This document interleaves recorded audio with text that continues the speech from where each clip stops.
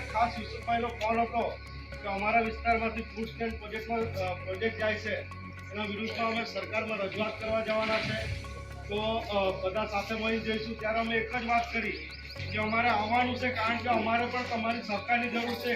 આ જ પ્રોજેક્ટ અમારા વિસ્તારમાંથી પણ જાય છે અને સુખાબારી ગામે જે પ્રોજેક્ટ આવ્યો અને માપણી કરવા આવ્યા તો અમારા લોકોએ વિરોધ કર્યો અને આદિવાસી સમાજની તાકાત પણ બતાવી અને એમને ઊભી પૂછડીએ ભાગવું પડ્યું. કદાચ જીતુભાઈને યાદ હશે કે માપણી કરવા આવ્યા ત્યારે પેલા ભાઈ અમને છેતરતા હતા કે ભાઈ અમે તે બાજુ વ્યારા સાઈડ નથી ગયા, પણ નીતિભાઈનો ફોન આવ્યો કે આ અમારા ગામમાં આવેલા છે.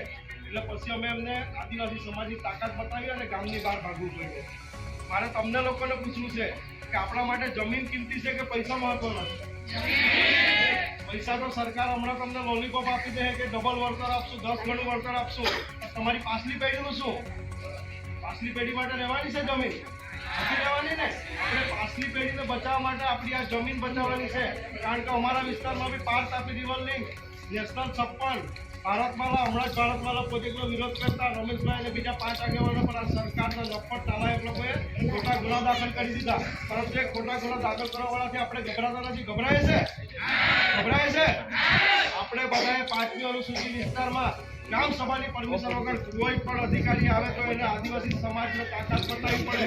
એને પૂછવું પડે કે ભાઈ તારી પાસે પરમિશન છે કે ગામમાં આવવાની? એની પાસે પરમિશન નહીં હોય તો ગામના લોકો એને ગામની હિમાડે ઉતારવાનો અને પછી પણ નહીં નીકળે ને તો એને આદિવાસી સમાજનો પાવર બતાવવો પડે, તાકાત તમારે રાખવી પડે, યુવાનોએ રાખવી પડે. તૈયાર છો ને? બતાવવો પડશે પાવર. કાયમ આપણા લોકોને હેરાન કરે આ તંત્ર ખાલી ખોટા ગુના દાખલ કરવા માટે કાયમ ટેવાયેલું છે.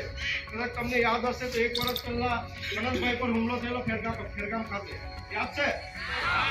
ત્યાં યુસુફભાઈ અને બધા અમે ગયા હતા ત્યારે યુસુફભાઈ કહેતા હતા બેઠા બેઠા આ લોકો સામે લડતા લડતા કલ્પેશભાઈ 8 ગુના દાખલ થઈ ગયા, 10 ગુના દાખલ થઈ ગયેલા છે. પછી બીજા દિવસે સવારે જોયું તો બીજા 4 ખોટા ગુના દાખલ કરી દીધા. ત્યારબાદ નીરવભાઈ ખેરગામના, એમની પર એક ખોટો ગુનો દાખલ કરી દીધો. પછી ચૈતરભાઈ વસાવા, એમની પર ખોટો ગુનો દાખલ કરી દીધો. ત્યારબાદ થોડા સમયમાં રમેશભાઈ, એમની પર 5 જેટલા ખોટા, 5 આગેવાનો પર ખોટા ગુના દાખલ કરી દીધા. પણ ત્યારથી અમે પણ નક્કી કરી દીધું બધા આ બોર્ડ વાંચ્યું છે ને, જાન દેંગે પણ જમીન નહીં. એ તૈયારી સાથે બધાએ મેદાનમાં ઉતરવાનું છે. કારણ કે આ એ લોકો એવું સમજે છે સત્તા અમારી પાસે કાયમ ટકી રહેવાની છે.